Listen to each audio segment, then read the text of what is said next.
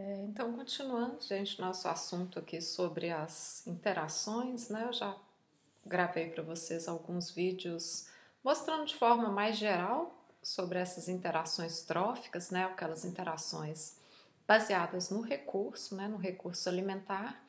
E agora a gente divide usando aqueles sinais, né? Bem simples, mais, menos e zero, essas interações tróficas em negativas e interações tróficas positivas. Então, inicialmente, eu vou dar o foco nas interações tróficas negativas, que são aquelas que envolvem, então, pelo menos, né, um sinal negativo aí, quando a gente considera, né, essas interações par a par. Então, como eu falei para vocês, ó, de forma bem simples, a gente consegue, né, usando só mais, zero e menos, a gente consegue categorizar essas essas interações, né, entre os pares que estão representados aqui pela espécie 1 e pela espécie 2, usando esses sinais aí, tá? Só lembrando, pessoal, já falei com vocês, né, que normalmente essas interações elas não ocorrem somente par a par, né? A gente tem várias espécies aí nessas comunidades. A gente só trabalha par a par porque didaticamente fica mais fácil de entender ou pelo menos de quantificar esses efeitos, tá? Então, quais que seriam os tipos de interações que a gente tem entre as espécies? O mutualismo seria uma interação mais, então, ou seja, é positiva para a espécie 1 e positiva para a espécie 2. Melhor exemplo aqui são as abelhas, né, e as flores, mas tem vários outros também. O comensalismo é uma interação mais zero, ou seja, é positiva para uma espécie sem efeito para outra, né? Tem alguns exemplos aí na natureza. E depois a gente tem um bloco, né, organizado aqui, que vocês vão ver que são interações que têm pelo menos um sinal aí negativo. Então tem o primeiro grande grupo, que é a predação, a herbivoria e o parasitismo, e a similaridade entre essas três interações é o fato de que elas são uma interação mais-menos, ou seja, traz um benefício para aquele que a gente chama de predador, herbívoro ou parasita, mas traz um prejuízo, representado aqui por menos, para aquele que a gente chama de presa, para a planta, né, o tecido vegetal, no caso aí da herbivoria, e para aquele que a gente chama de hospedeiro ou de parasitado, tá? Então elas estão organizadas num grande bloco, vocês vão ver que tem diferenças, né? Algumas vezes até meio sutis aí entre essas interações e algumas vezes diferenças bem grandes aí, mas o fato, né, de trazer prejuízo para uma das espécies envolvidas no par é o que agrupa, né, todo mundo nessa grande interação. A próxima interação dentro desse bloco, né, que é o que a gente está avaliando agora, é o que a gente chama de amensalismo, onde existe um sinal negativo para uma espécie e para outra não faz diferença nenhuma, tá? Então, tem alguns poucos exemplos de amensalismo, tá, na natureza, gente. Um deles, por exemplo, são algumas aves que usam, né, árvores aí como puleiros. Então, elas usam como puleiros temporários, tá? Então, pousam lá nessas árvores e ao defecar, a matéria fecal, que é muito rica em ureia, né, costuma causar mortalidade nessas plantas, tá? Por isso o efeito negativo. E o zero aqui, para as aves, no caso, né, que usam como puleiros, é porque são puleiros temporários, então não é nada que traz nenhum benefício, sabe? Às vezes é só um pouso, né, entre um deslocamento ou outro, mas que traz um efeito negativo na planta, né, por conta de mortalidade, tá? Tem alguns outros exemplos para comunidades de plantas também, em que uma planta, por exemplo, libera uma substância química que a gente chama de alelotóxica, isso é liberado no solo, tá? Traz um prejuízo para outras plantas, né? Que estão, por exemplo, na fase de sementes, né? Ou que poderiam crescer naquele local. Então, aqui o efeito negativo, né? Dentro dessa relação amensal, mas não faz diferença para aquela planta grande, porque muitas vezes essas substâncias alelopáticas são liberadas como o que a gente chama de byproduct, ou seja, é um produto só do metabolismo, tá? Não é nada intencional, né? Para diminuir a competição, para matar o outro indivíduo, nada disso, tá? Por isso que a gente considera como zero aqui, né? Nessa relação amensal. E finalmente, dentro desse bloco, né, que a gente está avaliando agora, dentro de interações negativas ou antagonísticas, tá? Isso é sinônimo, teria a competição, que é aquela interação, então, em que traz prejuízo, né, para ambas as partes envolvidas.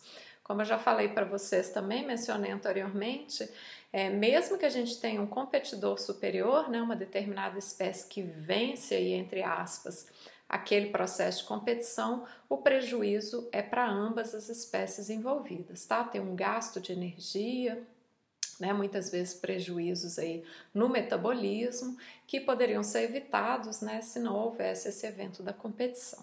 E o neutralismo, como a gente conversou, né, a gente não considera na ecologia, então se tem duas espécies interagentes, né, que é o que a gente considera aqui no caso um par de espécies, né, duas espécies diferentes aqui, 1 e 2, dificilmente a gente vai ver neutralismo, tá, na ecologia, mas nessa matriz de combinação de sinais a gente acaba aparecendo aí, né, o 0, 0. Então, dentre as interações antagonísticas, gente, essas que envolvem, né, um sinal negativo, esse grande bloco que a gente estuda como interações mais-menos, né, envolvem aí a predação, o parasitismo e a herbivoria, e dentro do menos-menos o que a gente chama de competição. Né? Como eu falei para vocês, aqui a gente tem um efeito direto da competição, onde a disputa, né, a luta aí, ou por um parceiro para reprodução, né, no caso aqui 2 machos, ou para defender um território, ou no caso disputa pelo recurso alimentar mesmo, a gente tem um prejuízo, né, para ambas as espécies envolvidas, ou no caso da competição intraespecífica, para ambos os indivíduos, né, de uma mesma espécie envolvidos, então a gente usa o sinal menos menos. Na predação e no parasitismo, a gente vai usar mais menos porque a gente tem um efeito do predador sobre a presa. Normalmente os predadores removem as presas da população, então a letalidade é muito alta, tá? Eles causam a morte mesmo, né? Como é o caso desses 2 exemplos aqui. Então a gente tem a remoção desse indivíduo, né? Que a gente chama de presa lá da população, tá? Por mortalidade. Eu gosto de colocar esse exemplo aqui de invertebrados, gente, porque esse aqui é bem documentário, né? National Geographic aí. Mas lembrando que os predadores, né, aqui nas florestas tropicais, na região tropical também, muitas vezes são organismos pequenos, né? Vocês estão vendo aqui a joaninha predando um pulgão, muitas vezes esse papel é desempenhado pelas aranhas, né, em comunidades terrestres associadas aí às plantas. Então a predação é um evento aí bem fácil, né, da gente observar e que tem esse impacto direto aí nas populações por conta da remoção ou mortalidade das presas.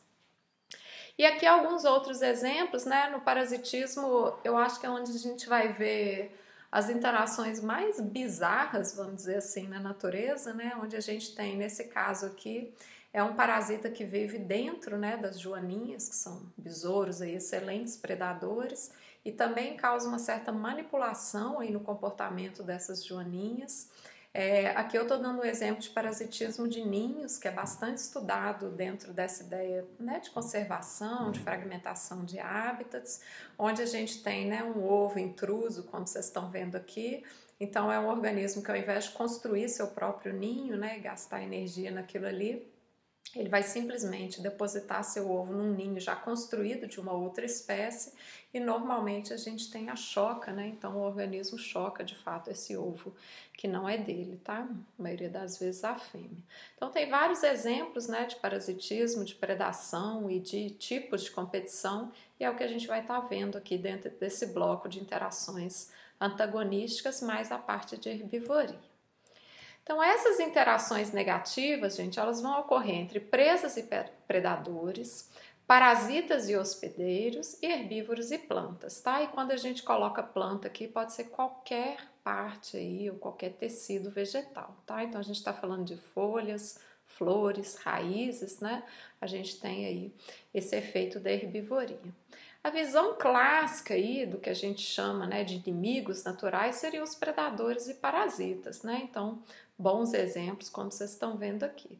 Hoje a gente sabe que predadores, parasitas, herbívoros e um grupo bem particular que a gente chama de parasitoides estão todos envolvidos, né, nessas interações que tem esse sinal, né, ou essa combinação de sinais mais menos. Então, o jeito legal da gente separar, né, essas interações, porque se vocês olharem aqui, gente, parasitismo, parasitoidismo, herbivoria e predação são 4 interações que têm o mesmo sinal, né? Todas elas são mais, menos. benefício para um, prejuízo para o outro, tá? A gente só muda os nomes, né? Mas como é que a gente pode separar, então, essas 4 interações baseadas em algumas características que a gente consegue observar aí estudando, né, esses diversos sistemas? Então, vamos pegar 2 variáveis aqui. No eixo do Y, a gente tem grau de intimidade ou especificidade, tá? Entre esse par de espécies. E no eixo do X, a gente tem grau de letalidade, ou seja, a chance de levar à mortalidade, tá? E eles estão separados, gente, em quadrantes aqui. Então, grau de letalidade, vocês estão vendo baixo e alto. Mesma coisa para intimidade ou especificidade, baixa e alta, tá? Se a gente usar só essas 2 variáveis e esse contínuo aqui, né, de variação de baixo até alto, né, que seriam os extremos, a gente consegue separar essas 4 interações. Então, vamos lá. Se vocês olharem a herbivoria, ó, o grau de letalidade ela está no quadrante baixo, ou seja, mesmo que um organismo, né, remova uma parte da folha, já dei um exemplo para vocês de cabras, né, se alimentando de plantas, vocês podem pensar em qualquer grande mamífero aí, pensa num besouro, num gafanhoto, né, que chega numa planta, dificilmente a herbivoria por si só, pela quantidade de matéria que esses herbívoros removem, vai levar à letalidade da planta, tá? Por isso que ela está no grau de letalidade baixo. E para a grande maioria dos herbívoros, gente, eles não têm muita especificidade com as plantas, tá? Por isso que também está aqui na intimidade baixa. Né? Então, isso aqui está nesse quadrante aqui, à esquerda e abaixo, que significa baixa letalidade, baixa intimidade. Não estou dizendo que não existe especificidade, tá? Tem alguns insetos, por exemplo, que são bons herbívoros e altamente especialistas. Então, a lagarta do maracujá, por exemplo, só come maracujá. Tá? Tem um bicho que se alimenta da cana, que é o brocador da cana. Tá? Então, tem alguns que são específicos, mas vamos considerar de maneira geral que os herbívoros eles tendem a ter uma intimidade baixa, uma especificidade baixa com suas plantas. Tá? Seriam organismos mais generalistas. Tranquilo? Pegando o próximo quadrante aqui, ó, o que diferencia predadores de herbívoros?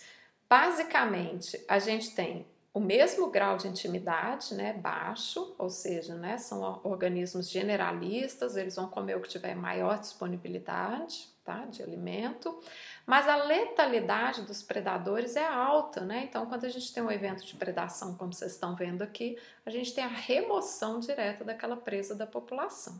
Tá? Então, no caso aqui, ó, o que diferencia a herbivoria da predação é só o grau de letalidade, né, que é mais alto aí para os predadores. Agora vamos para os quadrantes de cima, onde a gente tem os parasitas, né, envolvidos no parasitismo e os parasitoides envolvidos no parasitoidismo.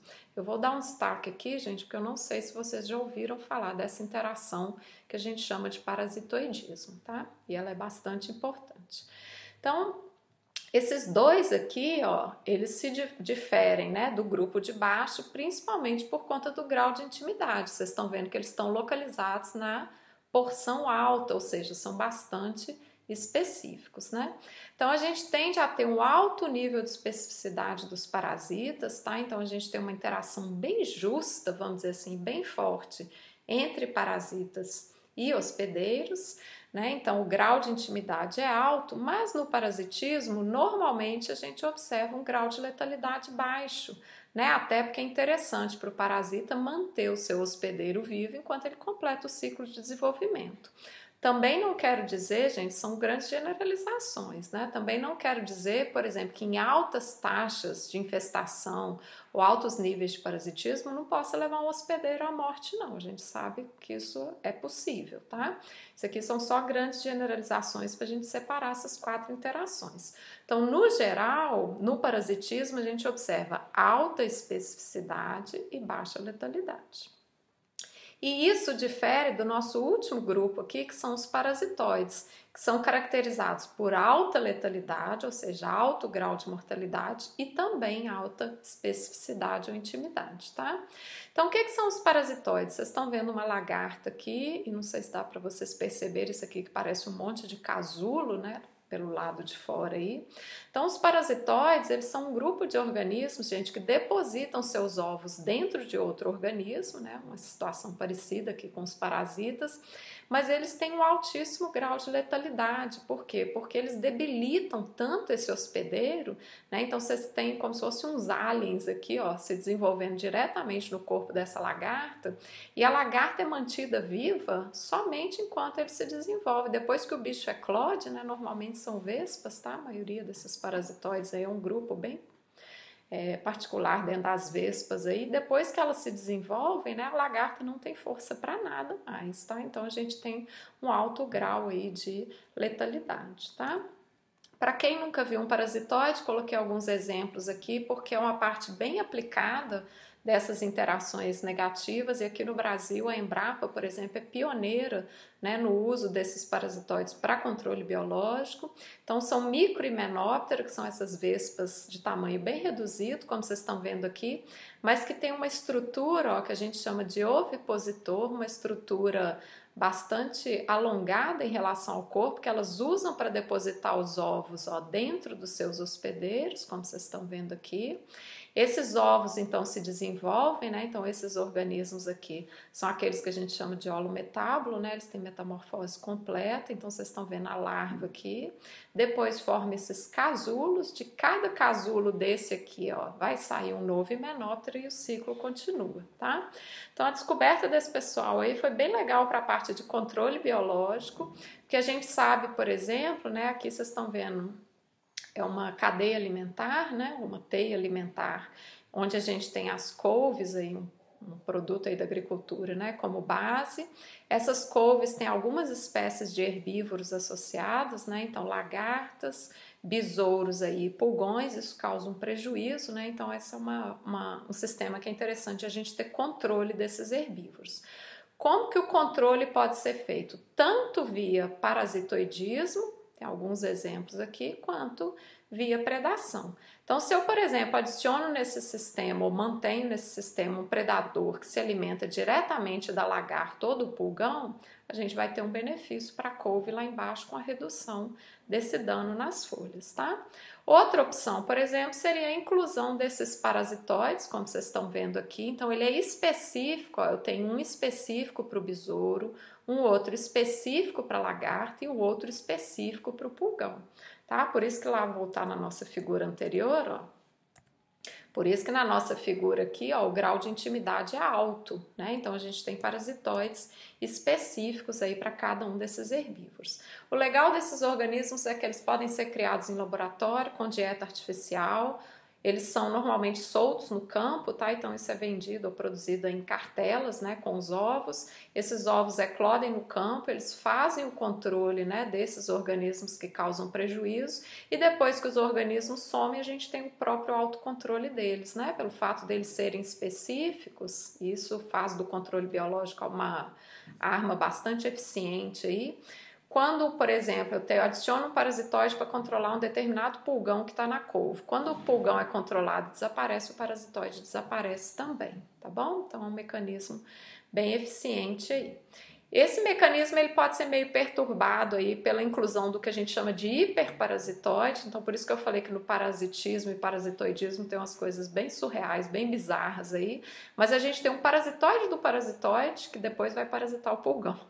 Então, o hiperparasitoide deposita o ovo no parasitóide, o que vai diminuir a eficiência dele para controlar o pulgão, né? Então, acaba tendo um efeito aí que é indireto, tá?